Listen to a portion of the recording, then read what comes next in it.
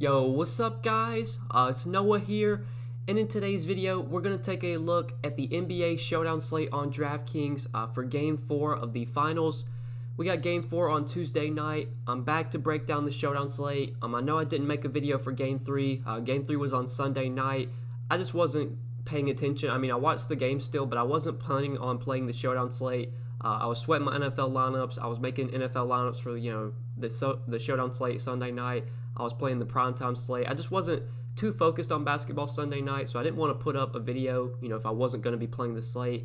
But on Tuesday night, this will be the only thing on. There's no football Tuesday night. You'll still have playoff baseball, but I'll definitely be playing this Showdown slate. The tournaments are pretty big as well. They're not near, or they're definitely bigger than they were on Sunday. I think that the highest prize pool I saw was like 700K total prizes. I'm pretty sure for this slate we have like 1.25 million in total prizes. So big tournaments out there for this Showdown slate. We'll break it all down. Start off at the top of the player pool, work our way down. I'll pretty much talk about all the playable guys. All the guys that I think we should be considering for our lineups. And towards the end of the video, we'll talk about roster construction. We'll look at a few lineup builds that I like, how I feel like I'm going to be constructing my lineups for the Showdown slate. But before we do get started, guys, as always, would appreciate it if you would hit that like button down below. If you are new here, if this is your first time checking out a video on my channel, thank you so much for clicking on the video. Be sure to hit that subscribe button down below. Also, make sure to click the notification bell so that way you do get notified every time I upload. And if you do really enjoy these videos and if they help you out a lot and you want to get more content from me, I have stuff available on Patreon. You can check that out, link down below in the description. You can see all that I do have to offer over on Patreon if that does interest you. But let's go ahead and take a look at this slate. We'll start off at the top with our stud options. LeBron, 12K. Just talking about if you want to play him in the flex, he's 12K. AD, 11.4. Jimmy Butler, 9,600. Bam Adebayo has actually been upgraded to questionable for this game. He was doubtful for games 2 and 3, but he's upgraded to questionable, which does make me assume that most likely Bam will play. But we'll need to keep an eye on that. Tuesday, Goran Dragic, it's been confirmed that he's unlikely to play. I'm not expecting Dragic to play, but I am expecting Bam to play. But we'll have this news before lock. It's not something we should worry about too much. I will talk about if these guys play, if I like them, if they're out, who we should be targeting. But let's start off with the studs at the top. Obviously, these three guys are all fantastic plays. LeBron, AD, Jimmy Butler. Me personally, I've been playing a lot of Kelly Olynyk recently because he's been so cheap. He's still really cheap here, 3,200. Playing him at captain, which is something I've actually been doing, it does allow you to really just like jam in all the stud options. But I don't know if we're going to be able to do that today because if Bam returns, I'm not going to be playing Kelly Olynyk. I'm not going to have any interest in Olynyk. So it's going to make it a bit tougher. Like, we don't have the great value that we had, in games 2 and 3. Olynyk might be off the board. We're probably not going to be playing him if Bam is back. We can still play Kendrick Nunn with Dragic out, or most likely unlikely to play, most likely out. But, I'm kind of worried about Kendrick Nunn. The minutes haven't really been there. Production, it was down last game. Just didn't get the big minutes that we saw him get, in game 2. After, Dragic and Bam got hurt, he came off the bench and played really well. It was, kind of disappointing to see him struggle as much as he did. Looks like he was in foul trouble, though. Did have 5 fouls in those 20 minutes. I guess we could still target Nunn for value, but I don't think we're going to have as much good value as we've had, the last 2 slates, which makes it a bit tricky. I still think we probably want to get at least one of these guys for sure in our lineups, if not 2. If I can only play 2, I think LeBron and Jimmy Butler are my favorites. LeBron's he's just so consistent, man. It's the finals. He's going to play monster minutes. He's incredibly productive. Through 3 games, 58, 63, 51 DK points. Like, you got a floor game from LeBron last game, and he still gave you over 50 Draftkings points. He was only 2 assists shy of a triple-double. Like, I think LeBron just has more upside than Anthony Davis right now. Anthony Davis obviously is an incredibly high upside player, but if there's one guy that can go out there and drop, 70, 75, I think it's more likely to be LeBron. He just contributes in all categories. He can legit triple-double any night. He plays close to 40 minutes a game. Between those 2 guys, I think I do prefer to go to LeBron between him and Davis. Jimmy Butler, though, I do like a lot, and I think, honestly, factoring in price, he's probably my favorite guy to pay up for here. He's just getting monster minutes right now. Last 2 games, without Bam and Dragic, he's played 45 minutes in both games, 56 Draftkings points, and then he had a 40-point triple-double last game with 83 Draftkings points. Just a huge, huge game from Jimmy Butler. Obviously, if Bam returns here, That is going to take a hit. Butler's going to take a hit if Bam returns, but Dragic is still unlikely to play. Dragic is most likely going to be out. And without Dragic, they have been starting Jimmy Butler at point guard with Dragic out, and I assume they will continue to do that. We've seen his assists go way up the last 2 games because of that. 13 assists in both games. He's another guy that has triple-double upside. We saw it last game. He was 2 rebounds shy of a triple-double in Game 2. I really like Jimmy Butler here. His minutes are through the roof right now, and I don't expect, his minutes to go down. He's going to play over 40 minutes once again, especially because the Heat, they're back in this series. If they can somehow win this game, it's going to be anybody's series. They'll be tied 2-2. I really, really like Jimmy Butler. He's definitely my favorite player overall on this slate. I think in terms of captain, he's probably my favorite captain as well. I really want to try and fit him in. I definitely want to try and fit him and LeBron together if I can. I guess if I can only choose one, factoring in salary, I would probably rather play Butler, but I think it will be, somewhat easy to get both those 2 guys. I don't think we're going to be able to play all 3 though, like we have been able to do, because a guy like Kelly Olynyk for value going to be off the board. Kendrick Nunn, I'm a little bit hesitant on.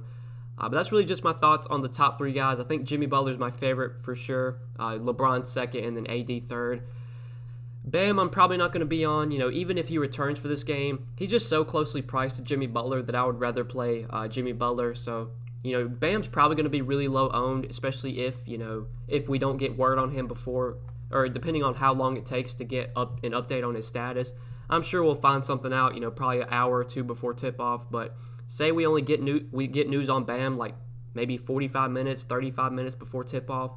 He's going to be really, really low owned. I think he's going to be low owned anyway, so I guess that makes him somewhat appealing.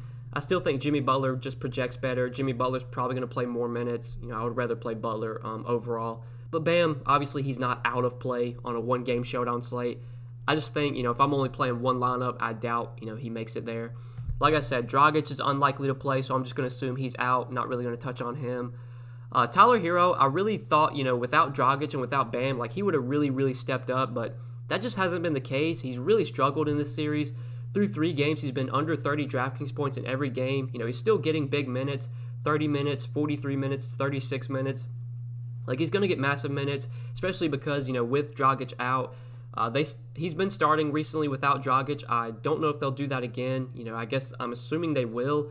Obviously, so their starting lineup will most likely be, assuming Bam plays, Bam will replace Myers Leonard in the starting lineup, and then it'll be, Jimmy Butler, Tyler Hero, Duncan Robinson, Jay Crowder, and then Bam. So, yeah, Tyler Hero's probably still going to start, probably still going to play big minutes. I just don't think I need to go to him at 8K. He just hasn't been a guy that I've been playing much.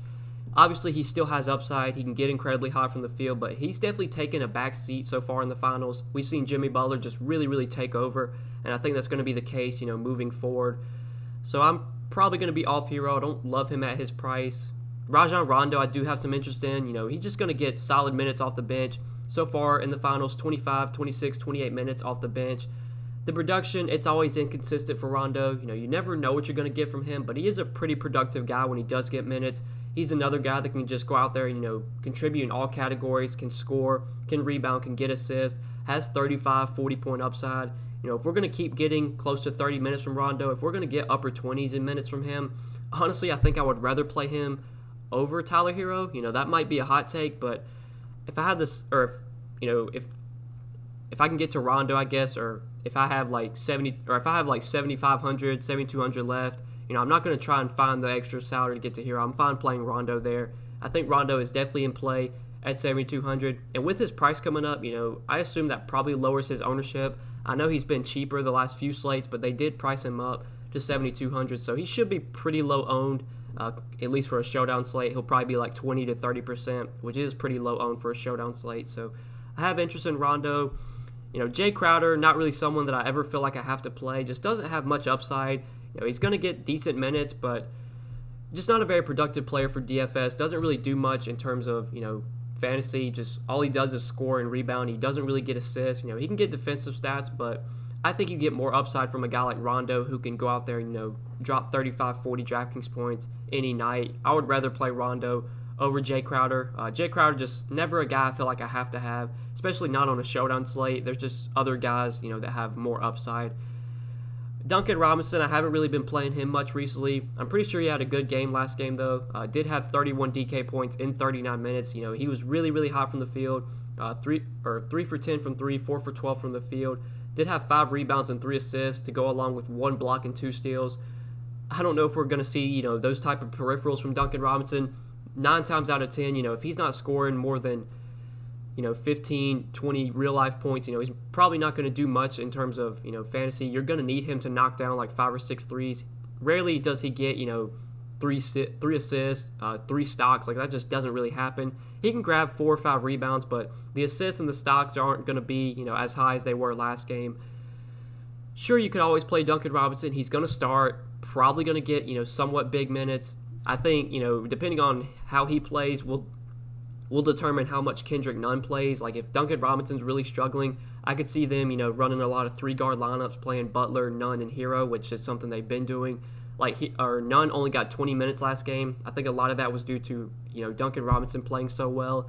So I would say, you know, you probably don't want Robinson and Nunn in the same lineup, because I think those guys, you know, do somewhat negatively correlate, because I don't think it's likely you see both of them out there, you know, in the closing lineup. It's going to be one of those two guys.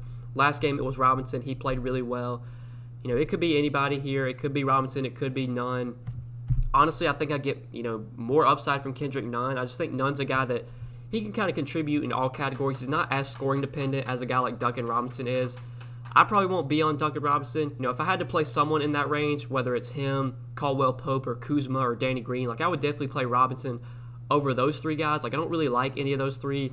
Caldwell Pope and Danny Green, I mean, I feel like these are the same players. Like, these dudes literally do the same thing. They play 30 minutes, and they're going to give you, you know, 15 to 20 fantasy points most nights. They don't really contribute much for DFS. They're going to need to knock down like 4 or 5 threes to be good, you know, to be viable plays.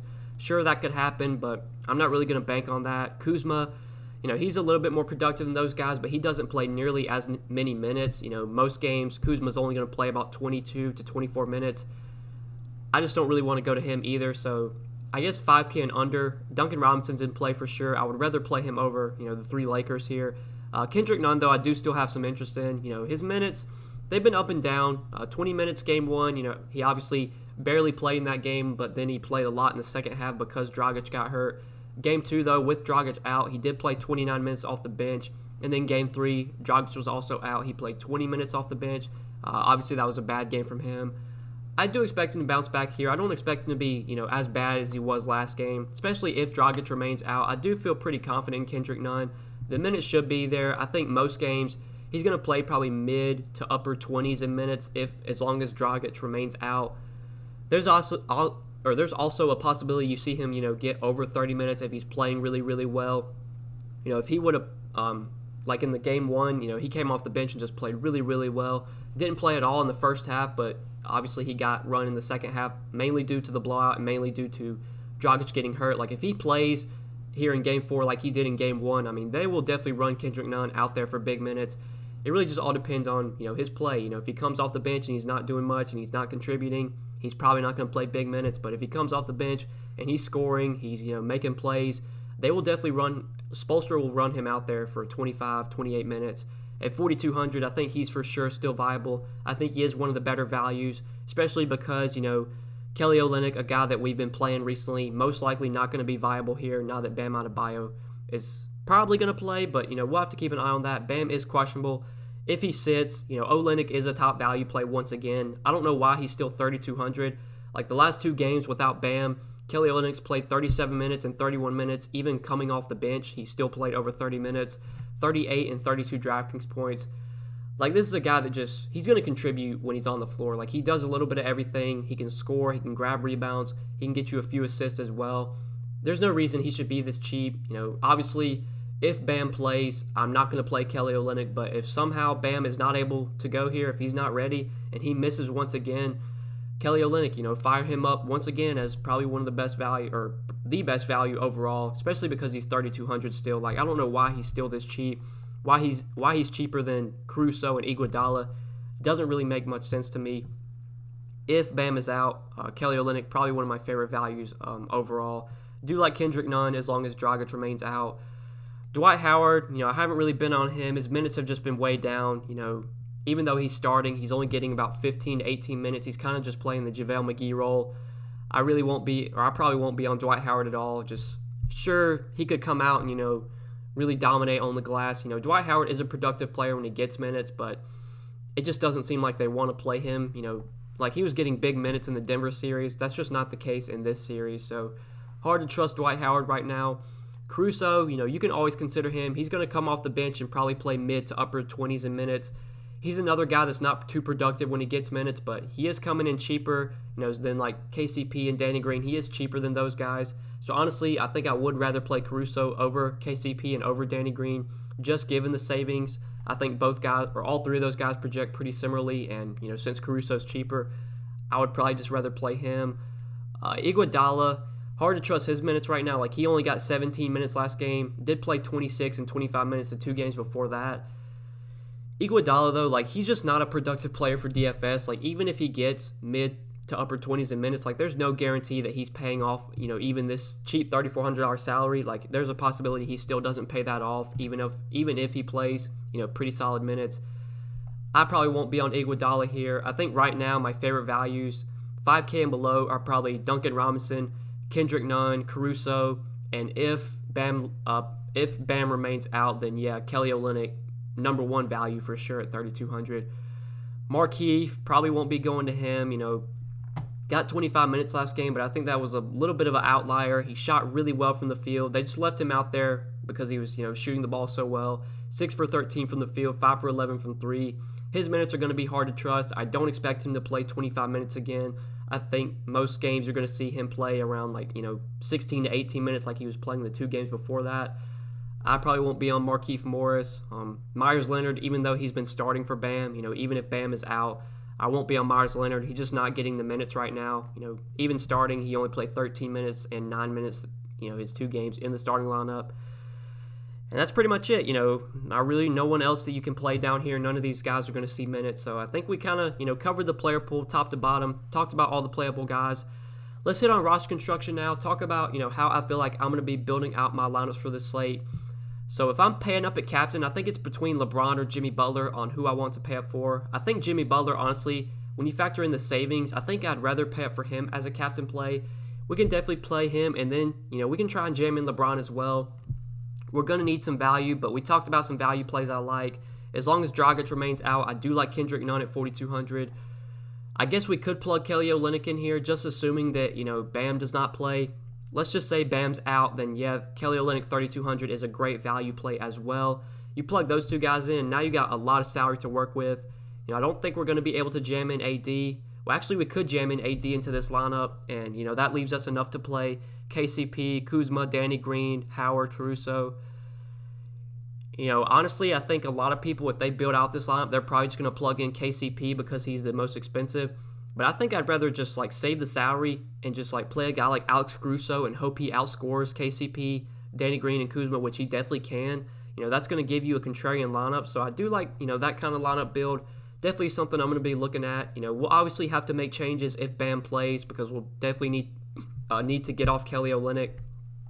Obviously, if Bam plays, we could replace Olynyk in this build with someone like, Danny Green or Howard. I probably would rather go with Danny Green there just because his minutes are, he plays way more minutes than Howard does. So that's a lineup that you could go with as well. Obviously, I would rather play Olynyk there, but we're going to have to wait and see what happens with Bam.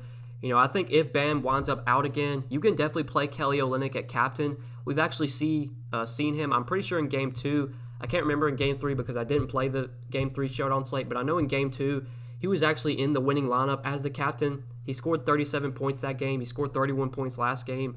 Kelly Olynyk has legit upside when he's getting big minutes, and obviously, if Bam does not play, Kelly Olynyk has, 35, 40-point upside since he's playing over 30 minutes.